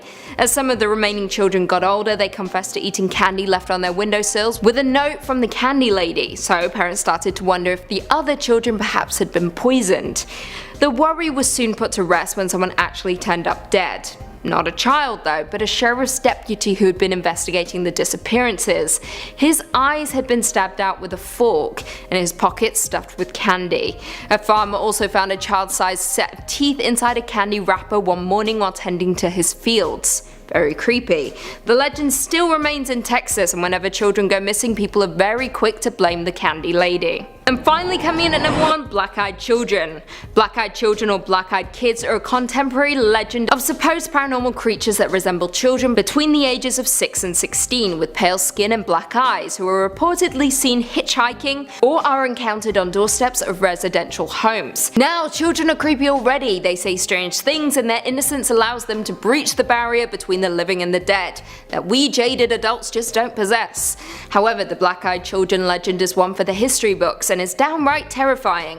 In the late 90s, a journalist named Brian Bethel was working in his town of Abilene, Texas, when he encountered something he'll never forget. He was parked outside a movie theater when 2 children knocked on his window. Brian couldn't quite understand why, but he was completely overcome with fear at the sight of them. He rolled down the window regardless, and the kids asked him for a ride back to their home so that they could get cash for the movie. His fear, however, made him hesitate, but the children were persistent. They then began to say some weird things, like, "We're not armed" or anything. Brian looked back at the kids and noticed how their eyes had turned pitch black. They then began screaming at him that they could only come in the car if he invited them in, so he quickly drove away. He spread the word about the black-eyed children and was surprised when a lot of other people came forward reporting similar experiences. Coming in at 5, hairy hands. The legend of hairy hands is infamous around the English moors of Devon, with this ghost story built up around a particular stretch of road in Dartmoor, which was purported to have an unusually high number of motor vehicle incidents during the last century. Now, between Cherrybrook and Postbridge in Devon, an isolated stretch of road named B3212 runs over the Leviathan Folds of Dartmoor, a wide open space that gives any traveller a claustrophobic sense of self, while amongst the natures in grand order. Along this stretch of road there had been a high presence of driver, motorcyclists and cyclists falling prey to dangerous collisions and accidents. However, this isn't what's baffling, it is instead their story and recounts of how and why their accidents occurred. On the 26th of August 1921, an army captain was driving across the moors when, according to him, a pair of invisible hands took a hold of him and forced his motorcycle off the road. This resulted in London newspapers picking up the story and making this supernatural occurrence famous nationwide. However, this wasn't the only occurrence. Many others have also experienced hands, but not always invisible ones. Some have even reported to be hairy hands, grabbing their steering wheels and attempting to steer the hapless traveller off the road. More interesting still, not all incidents have occurred in moving vehicles. In 1924, a woman camping on the moor with her husband reported seeing a hairy hand attempting to gain access to her caravan. However, she reported that the hand retreated after she made the sign of the Holy Cross. Now, the story of the hairy hands has grown over the years, with many attempting to write a backstory for the baffling road, with a few local versions attributing the hands to an unnamed man who died in an accident on B3212. Coming in at 4, Beast of Bodmin Moor. Also known as the Beast of Bodmin, this English urban legend first came to light back in 1978, after multiple people reported sightings of mutilated slain livestock and an alleged panther-like cat. Now, the sightings of the Beast of Bodmin Moor are the most famous alleged wildcat sightings across the whole of the UK. This legend baffled folks across Britain due to the fact that owning or importing big cats is illegal and often results in the animal getting detained or shot, sadly. Bodmin Moor is a creepy place, beast or not, and should you happen to find yourself wandering alone across the rugged landscape, it is hard for your mind not to dwell on the legend of the beast. The giant cat-like animal was supposedly 3 to 5 feet long and sporting white-yellow eyes, and was reported enough for authorities to order an investigation into the beast and the mutilated livestock it left behind. However, the report concluded that there was no verifiable evidence of big cat on Bodmin Moor. However, there may be a logical reason for the reported sightings of the beast. It has been claimed that animal trainer Mary Chipperfield released 3 pumas into the wild following the closure of the Plymouth Zoo in 1978, and thus giving rise to the rumours of the beast. What do you guys think though? Big cat? Props. Coming in at 3, Jenny Greenteeth. Occasionally referred to as Ginny Greenteeth, this is an infamous figure in English folklore and is a river hag, not dissimilar to Pegpal or Grindy Low. Jenny Greenteeth would reportedly pull children or the elderly into the water and drown them. This legend was popular in Lancashire and North Staffordshire, with many children describing this figure as green-skinned with long hair and sharp teeth, and is also described as lurking in the upper branches of trees at night. Although folks are unsure if this is just the blurring of 2 popular legends, Jenny Greenteeth and Ginny Hewlett, a folk name for an owl. Now, if you ask any Brit, they won't tell you how or why this legend began, simply because they don't know. There is no particular story behind Ginny Greenteeth, yet that doesn't stop reports of scared children running from a woman in a swamp. However, many do consider her to be a memory of sacrificial practices, or perhaps even a form of social control, parents evoking fear into their children in order to steer them away from dangerous ponds, streams, rivers and canals. Coming in at 2, Black Shuck. Now, this legend is perhaps the most common myth in Britain, specifically in the counties of East Anglia, known as Black Shucks, Old Shuck, or simply even Shuck. These are all the names given to a ghostly looking black dog that is said to roam the coastline and countryside of East Anglia. Along the desolate coastal flats, among the graveyard, in the darkest forest, that is where the Black Shuck lurks. This calf-sized malevolent hound with glowing red eyes is supposedly the harbinger of death, with it reportedly appearing during electrical storms, such as the one that struck the churches of Bungay and Blythburgh on the same day at the very same moment in August of 1577, leaving scorched claw marks on the church door. The incident resulted in 2 fatalities, with many reporting a feeling of dread. I quote, "All down the church in the midst of fire, the hellish monster flew, and passing onward to the choir he many people slew." Chills. D.A. Dutt wrote about the Black Shuck in his 1901 Highways and Byways in East Anglia book, stating, "He takes the form of a huge black dog and prowls along dark lanes and lonesome field footpaths, where, although his howling makes the hearer's blood run cold, his footfalls make no sound. You may know him at once, you should see him by his fiery eye. He has but one, and that, like the Cyclops, is in the middle of his head." Now, I could go on, but I really don't think there's need. Beware the Black Shuck, the harbinger of death and doom. And finally, coming in at number 1, Big Grey Man from Ben Macdhu. In Scottish folklore, the Big Grey Man, also known as the Big Grey Man of Ben Macdhu, is the name of the creature which is said to haunt the summit and passes of Ben Macdhu, the second highest peak in Scotland and the British Isles. Perhaps the most enduring myth on our entire list, the Big Grey Man is described as being an extremely large Sasquatch-like grey figure, covered in short hair, and wherever he ventures, he is said to be accompanied by a sense of irrational panic and dread. Evidence of the creature is limited to various sightings across Ben Macdhu, as well as a few photographs and unusually large-sized footprints, and almost all of the reports includes the sound of footsteps crunching on the gravel just out of sight of the witness. Now, the first recorded sighting occurred in 1891, however it wasn't made public until 1925. J. Norman Colley recounted their terrifying experience that they endured while summiting Ben Macdhu alone some 35 years prior, stating, "I began to think I heard something else than merely the noise of my own footsteps. For every few steps I took, I heard a crunch, and then another crunch as if someone was walking after me but taking steps 3 or 4 times the length of my own." However, Colley isn't the only one to experience the strange footsteps. Many other Ben Macdhu climbers have reported the same sounds, as well as the similar feelings of fear and panic. Now, a few have summed this up as illusions, hallucinations even, natural stimulus brought on by exhaustion or isolation when climbing. What do you guys believe though? Coming in at number 5, we've got the Lotus Pond. Across all cultures, bodies of water are considered scary in some way or another. Ships have sunk,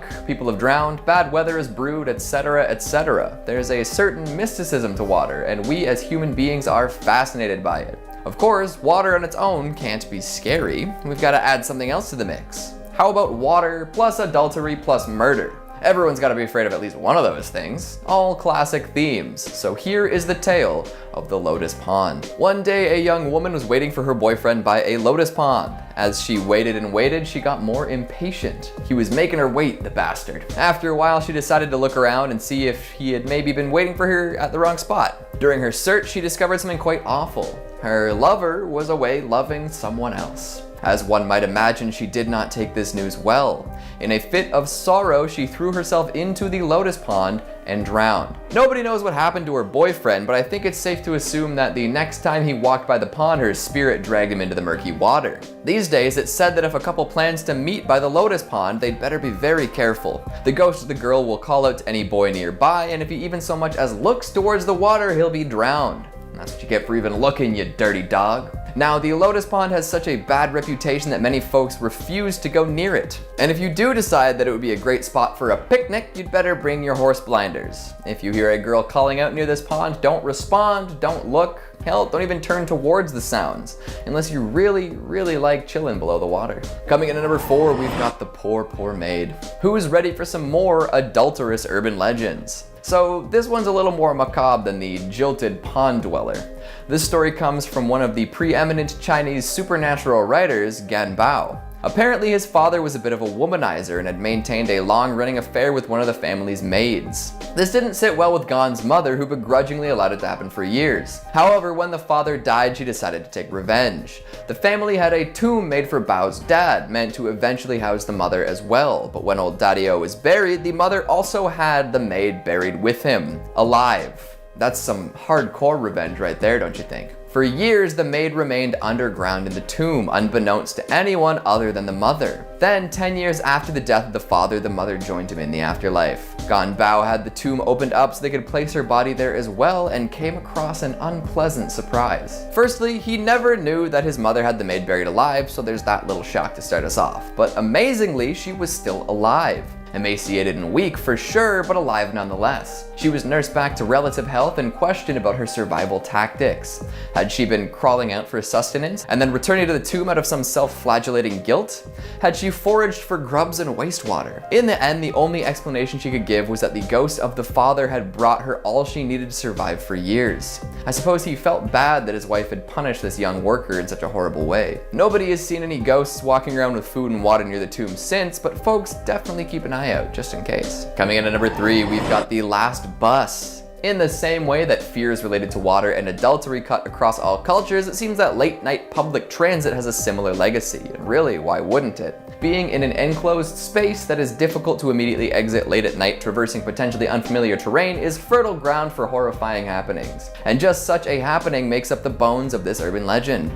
In the mid-90s, a bus was heading to Beijing's Fragrant Hills. As it trucked along, 2 men attempted to flag it down. This was odd, considering that they were not at a bus stop, but the driver was feeling generous that day. Turns out there were 3 men, 2 of which wore traditional ancient robes, and 1 more who was being held up by the other 2. As the bus rolled along, it slowly emptied until there were only 2 passengers left, not counting the 3 latecomers. A young man and an old woman both sat there looking at these pale passengers. Suddenly, the old woman accused the young man of stealing her wallet and demanded that the bus driver let them off so they could take this matter to the police. When they got off, the man was furious. Not only had she falsely accused him of committing a crime, she had also had them get off in the middle of nowhere. Not even a police station was nearby. However, she had a good reason to cry wolf. She'd noticed something nobody else had. The 3 men had no legs. They'd been floating at the height of standing men and therefore must have been ghosts.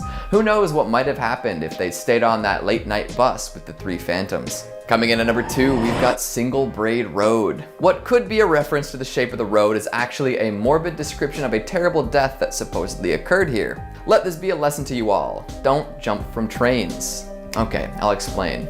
Way back when, it said that there was a young couple. The man had all of his paperwork sorted out, but the woman did not. She, being an illegal immigrant, was living a life a little on the edge. Partway through the journey, some police officers boarded the train in order to check everyone's passports and such. Realizing this would not end well for her, the young woman decided to hop off the train. Unfortunately, she had done her hair in a very structurally sound style that day, a single long braid. When she jumped out, her hair got caught in the window, ripping her scalp from her head and taking her face along with it. After having most of the skin on her head removed, she crawled her way to Single Braid Road and died there. Gruesome, right? Well, the story doesn't end there. Apparently, if you head down Single Braid Road, you might come across a young woman with a long braid. Only men can see her, supposedly. If you approach her, she'll turn towards you and reveal that she lacks any facial features. I'll leave you to imagine what might happen next. And finally, at number 1, we've got the Suicide Shopping Center. Look, I get it. Sometimes malls make me want to hop over the guardrail and into the fountain below. We've all been there. However, so many self-inflicted deaths have occurred at this shopping center, folks are starting to get suspicious. Since it opened in 2004, over a dozen folks have committed suicide outside of Liwan Plaza. Some say there's a mysterious presence that might give the unfortunate souls a little push. These claims are backed up by a variety of strange discoveries that occurred during the building of said plaza. See, while they were developing the land, 8 empty coffins were discovered buried below. They did their best to work around this seemingly cursed discovery, first by constructing the building to appear octagonal and then by contacting a Taoist priest. When the holy man arrived, he let the others know that the coffins were meant to prevent evil from spreading in that area. The thing is, the coffins can't do that job if they're removed in the process of building a shopping center. Uh-oh. Seems that the strange noises and unfortunate deaths tended to drive customers away. It's too bad, isn't it? Starting us off at number 5, we've got the Pied Piper. We all know the legend of the Pied Piper at this point. This legend slash fairy tale dates way back and has different regional variations. Some say that the flautist drew snakes away from a town, others say it was rats. In various versions of the stories, Mr. Pied Piper can be portrayed as generous, greedy, benevolent, or evil. It's all up to the storyteller. However, in Transylvania's version, he was a terrifying hypnotist. See, at some point, there was an abundance of rats in a small German town. The townsfolk didn't know what to do until the Pied Piper showed up. Using his bewitching tunes, he paraded the rats out of town, never to return. He came back to the village expecting to be lauded as a hero and paid a sum of money, and neither of these things happened. He did his very best to convince the townsfolk that his services were worth their weight in gold, but they never did pay him. This made him quite upset. Leaving the town, he came up with a horrible revenge scheme. The next week, he returned, musical instrument in hand. This time, the goal was not rats or other pests. No, he wanted to lure away the town's children. And so he did, playing a new, hypnotizing song that tugged at the hearts and minds of all the kids around. He once again paraded out of town, but this time with their future in tow. By the time all the adults realized what had happened, it was too late. What did the Pied Piper do with these children? Well, there are different theories. A particularly grim idea is that he led them all right off a cliff, like human lemmings. Yikes. Another less terrible one that'll link us to Transylvania is that he led them to a cave in the region and sealed it up. Eventually, the kids did escape and they settled in the Romanian countryside. Some say that's why you can find plenty of blonde-haired, blue-eyed German speakers in the area. Coming in at number 4, we've got the Liar's Bridge. Oh, you're all in trouble. I see you down in the comments posting first like 10 comments deep and claiming that you don't like my shirts. I know fraud when I see it. Nobody better try to cross that bridge unless you're down to die. Okay, I'll elaborate. There's a bridge in Sibiu that has quite the reputation. It's said that anyone who lies while crossing it will cause it to collapse. That is serious. This legend has become so popular that many brides-to-be are required to declare their love and purity while crossing it, and if they're being dishonest, well. Of course, there's no way that the bridge would still be standing if this were really the case, as people love to lie. However, some have a less dramatic tale to tell, that the bridge will make certain noises upon the delivery of a lie, which could have something to it. The origins of the lying bridge are up in the air, but there are a few different explanations. Some claim that lying or adulterous spouses and fiancés would be tossed off the bridge if their impropriety was discovered. This would definitely explain the modern practices associated with the bridge. Others say that merchants who cheated their customers would be met with the same fate. Overcharge or sell something under false pretenses and take a dip. It could also originate with tales of cadets coming to town, wooing local lasses, promising them the world and then disappearing forever. I would say that all these scenarios could result in a bridge famous for ending liars. Would you be willing to take a stroll across the footpath? Coming in at number 3, we've got Bao Bao. It really does seem that every culture has their own version of the boogeyman. I suppose parents got really fed up with their young children, eh? Something we can all relate to. Bao Bao is exactly that, a Romanian boogeyman. However, I find this figure to be even scarier than lots of the other children snatchers. See, the Bao Bao stays in the same home as the kids. This cloaked figure is believed to appear whenever children misbehave and is always waiting for his chance from a hiding place somewhere in the house. Sometimes it's the broom closet, other times it's the storeroom. Either way, I bet this knowledge scared the daylights out of a bunch of Transylvanian kids. Imagine playing around and coming face to face with the door concealing a mysterious man who will take you away for acting up. With this knowledge, I bet kids were actually quite well behaved. Unlike boogeymen in other cultures, the kidnappings also only last for a little while. The Bao Bao will grab disobedient kids and hold on to them for a year. So you don't immediately get turned into soup or drowned in a river, but instead you have to live with this terrifying man for 365. Give or take. No friends, no family, no good food, just hard work and a scary supervisor. If anyone did get taken away, it probably scarred them for life. After the year, they get returned home, and I'm sure their lives are never the same. Coming in at number 2, we've got the Ghosts of Teleki Mansion. Here we go, some real Transylvanian ghost stories. The region is known for its beautiful architecture and castles, so there's no surprise that all sorts of ghastly tales are attached to the ornate buildings. Unfortunately, Dracula's castle is Bram Stoker's invention and doesn't really exist. But there are plenty more spooky facades from where that came from. One such tale originates in the Teleki Mansion. This rundown and abandoned building was once an extravagant abode, but these days most locals do their best to avoid it. It's actually relatively close to the university town of Cluj-Napoca, in a smaller town called Okna Murs. Legend says this mansion is haunted by the drunken ghosts of soldiers. During the Second World War, a squad of soldiers broke into the mansion. They'd heard that there was plenty of good wine in the cellars and decided it would be a good night to imbibe. After locating the gigantic barrels, they had themselves a grand old time. As soldiers tend to do when given downtime with lots of alcohol, they got drunk. A little too drunk, probably. I say this because they ended up goofing around with their guns and firing them inside of the mansion. After causing a mess and a half, one unlucky marksman hit an unintended target. His bullet pierced one of the gigantic barrels, which started to flood the cellar. In all likelihood, a couple of barrels were probably punctured. Gallons and gallons of wine rushed into the underground room, drowning the soldiers before they could escape. I suppose that's as good a way to go as any, drowning in wine. Although I think the soldiers might have enjoyed it a little bit more if it was in their bellies rather than their lungs. And finally, at number 1, we've got people eating lakes. Sorry to all you Great Lakes swimmers out there, the Transylvanian bodies of water tend to be a little more aggressive than others. Of course, they don't actually eat people, but they drown enough experienced swimmers that folks started to claim that they had an appetite. One such lake is Lake Vendrell, which is known for devouring even the most skillful of swimmers. Remember folks, don't eat before going swimming, always have a buddy, and try to avoid voracious waterways. If the disappearances of swimmers wasn't enough, locals have also been known to find bloody chunks of people floating around. That doesn't usually happen when somebody drowns, right? Another lake famous for consuming is Lesser Lake. Apparently this oversized puddle once drowned an entire town. Something gave way, causing the lake to flood in and envelop everything. Neighboring towns thought the church was celebrating something based on all the noise the bells were making, but nope, the bells were ringing because the church was literally descending under the water. So yeah, you better watch your back around those Transylvanian lakes. They'll grab you before you can say backstroke. Starting off in our number 5 spot, Hannah Cranna. This legend, known as Wicked Witch of Monroe, comes from Connecticut during the 19th century. During this time, a woman named Hannah Cranna gained a reputation as a witch after her husband died by mysteriously falling off a cliff. The townspeople believed that she had bewitched him.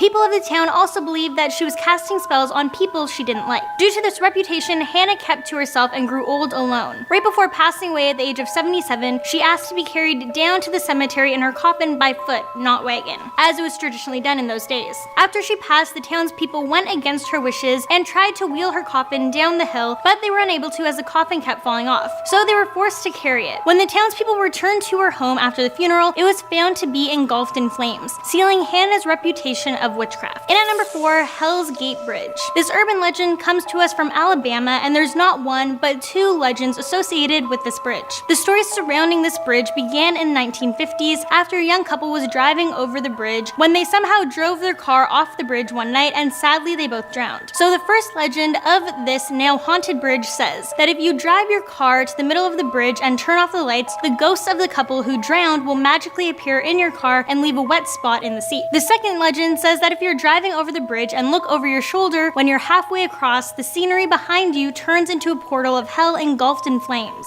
Ever since these things supposedly began to happen, the bridge is now closed off to cars. But the bridge is still accessible by walking through the park to get to it. Sometimes teens will go there at night to try and scare each other, and paranormal investigators will go there for research.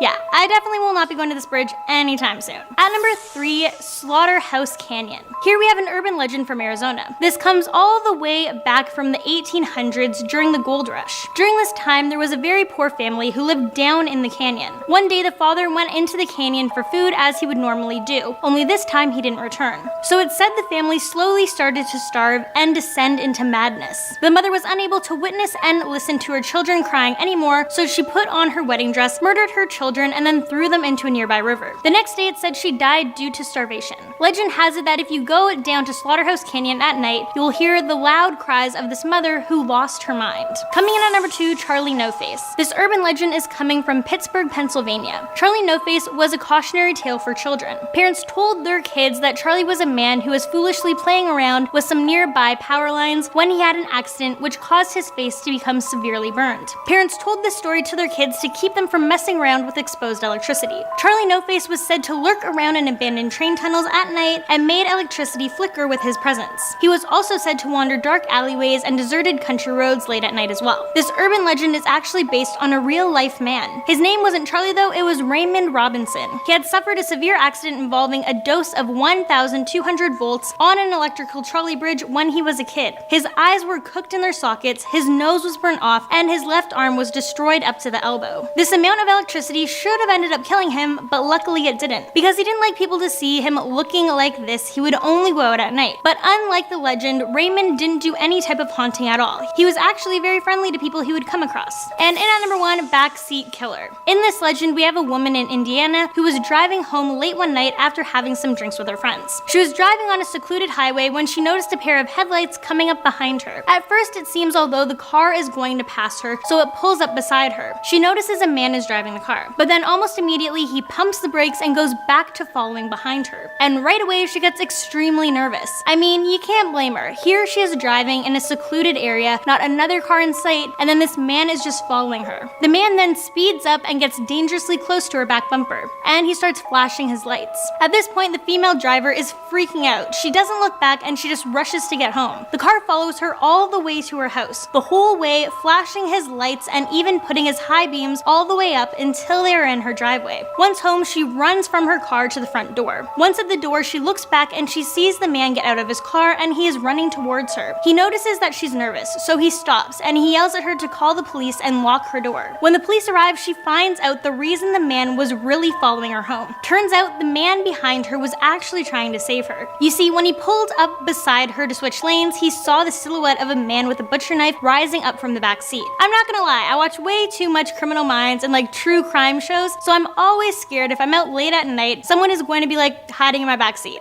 That's why I always check. Yes, might be a little paranoid, but better safe than sorry, right? Starting us off at number 5, we have the terrifying series of tales from Newsham Park Hospital in Liverpool. Now, I actually lived in Liverpool for quite a number of years, and believe it or not, I visited Newsham Park Hospital. Why?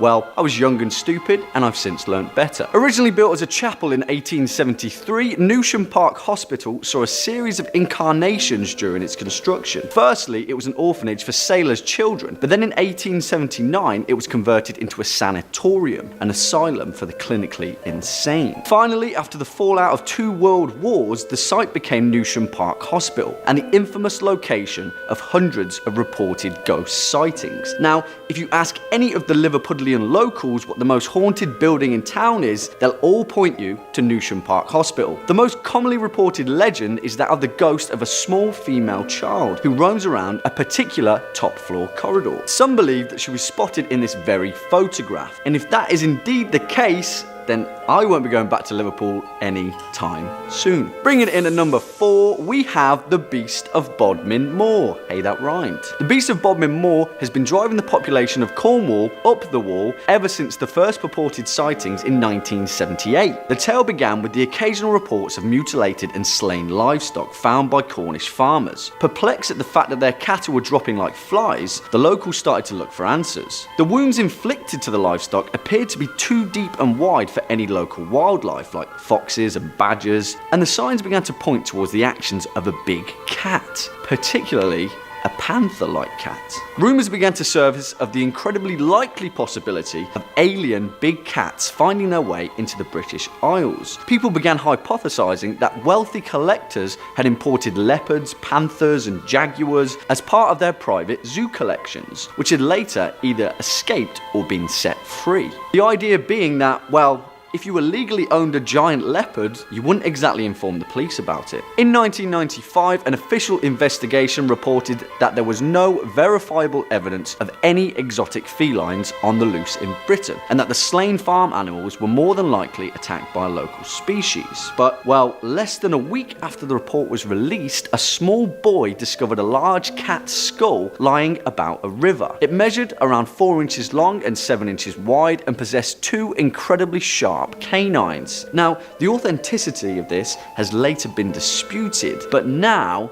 it has the Cornish locals convinced that the legend of the Bodmin Beast is very much still alive. Right up at number 3, we have the unusual story of the Birmingham vampire. Now, take this one with a pinch of salt or garlic, because it's equal parts absurd but also terrifying. In 2005, reports of a vampire on the loose in Birmingham hit the press after a man had gone on a rampage around Glen Park Road in Ward End. Described as a young-looking man in his 20s, this attacker had reportedly bitten a male pedestrian and then continued to bite people who'd come to the man's aid. One woman was said to have had an entire chunk of flesh bitten clean out of her hand. Over the following weeks, police and the media were contacted by a number of people from all across Birmingham, claiming that they had been similarly attacked. Some residents claimed that they had been unsuspectingly opened the door and then were outright bitten by a strange, ravenous man. Some believed that the vampire had himself been bitten by a rabid animal, with others believing that he was willfully spreading rabies before he croaked.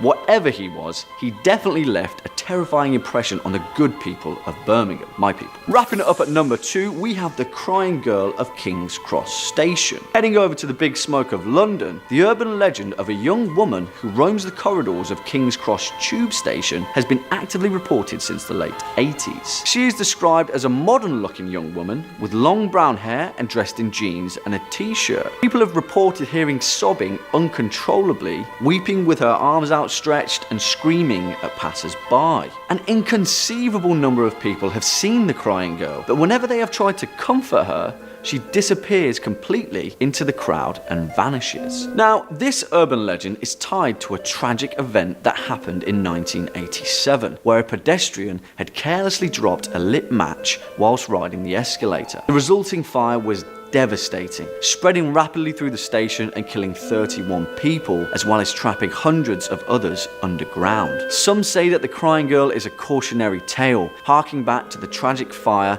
at the result of one careless person, whilst others say that she is definitive proof of the spiritual world, and a mortal reminder of those innocent lives that were tragically lost. And finally, coming in at number 1, we have the Enfield Poltergeist. In August 1977, a strange series of disturbances at a council house in Enfield, London, held the nation spellbound for over a year. Sisters Margaret, 14, and Janet, 11, claimed that they were being possessed by an evil spirit, a poltergeist that would physically attack them, throwing rocks, toys and furniture about the house. The girl's mom, Peggy, called the police after she witnessed her children levitating out of their beds. On arrival, the police constable wrote himself that they had seen a table and chair smash against a wall, seemingly out of nowhere. Over a period of 18 months, more than 30 people had witnessed paranormal events at the house,